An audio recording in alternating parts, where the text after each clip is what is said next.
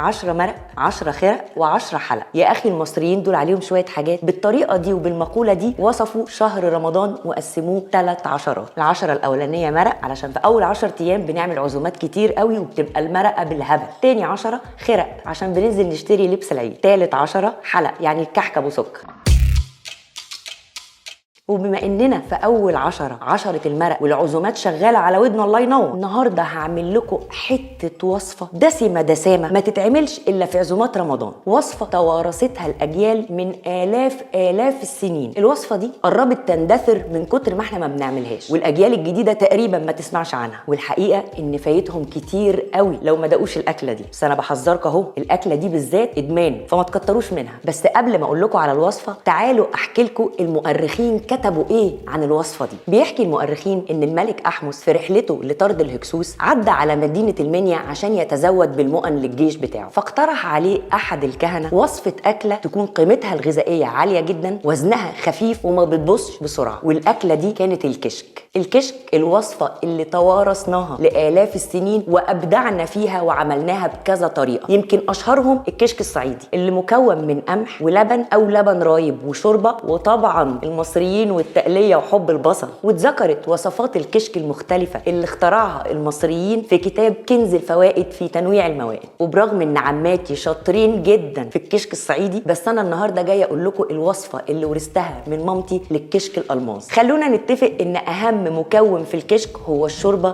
الدسمه، فيتعمل على دكر بط حلو ملزلز كده ومتزغط حلو، او على فرخه عتقيه فوق 2 كيلو. اهم حاجه الشوربه تبقى دسمه. الشوربه لازم تبقى متصفيه من اي شوائب فيها ويتعصر عليها ليمونه كبيره. عجينه الكشك بقى محتاجه سنس اكتر منه مقادير. هنحتاج كوبايتين زبادي، الكوبايه 170 جرام، ونحطهم في بوله، وبعدين نبتدي نضيف الدقيق شويه بشويه واحنا بنعجن بالايد التانيه. عايزين العجينه بتاعت الكشك ما تبقاش خفيفه ولا تقيله، حاجه في النص كده. نضرب كويس قوي العجينه ونتاكد ان ما فيهاش اي كلاكيع. نسيبها على جنب، نركنها شويه تخمر كده معانا على بال ما نجهز شويه حاجات كمان. عايزين نبشر طماطمايه وسط المقاس ده كده تقريبا، وعايزين نجهز بصل التقليه. افرطوا ايديكم بقى في البصل زي ما تحبوا، 4 5 6 بصلات نضربهم في الكبه ضربه خفيفه بحيث ان هو ولا يبقى ناعم ولا يبقى خشن، حاجه في النص كده. نرجع تاني لعجينه الكشك اللي سبناها ربع ساعه نص ساعه تخمر، وناخدها ونروح على الشوربه اللي بتغلي معانا دلوقتي. نبتدي نصب الخليط بايد، وبالايد التانيه بنقلب. نستمر في التقليب لحد لما نخلص كل العجين اللي معانا ينزل في قلب الشوربه. تفضلي تقلبي علشان ما يلزقش تحت، وتتاكدي ان قوامه ابتدى يتخن تحت ايديكي شويه. لو حسيتي ان الشوربه صيصه شويه او لسه تحسي انها خفيفه ما عملتش كده قوام تخين شويه، ممكن تدوبي شويه دقيق في شويه ميه وتضيفيهم للخليط وتقلبي تاني لحد ما تمسك نفسها، بس تبقى اخف من خليط البشاميل. غلي الكشك خلاص وتاكدنا ان احنا وصلنا للقوام المطلوب، نركنه على جنب ونبتدي نحمر التقليه. بصله الكشك تحديدا لازم تتعمل بسمنه بلدي ثم سمنه بلدي ثم سمنه بلدي. وفروتي ايدك ما يهمكيش، مش بقول لكم اكله دسمه، اكله كده تجيب انسداد في الشرايين، انما ايه،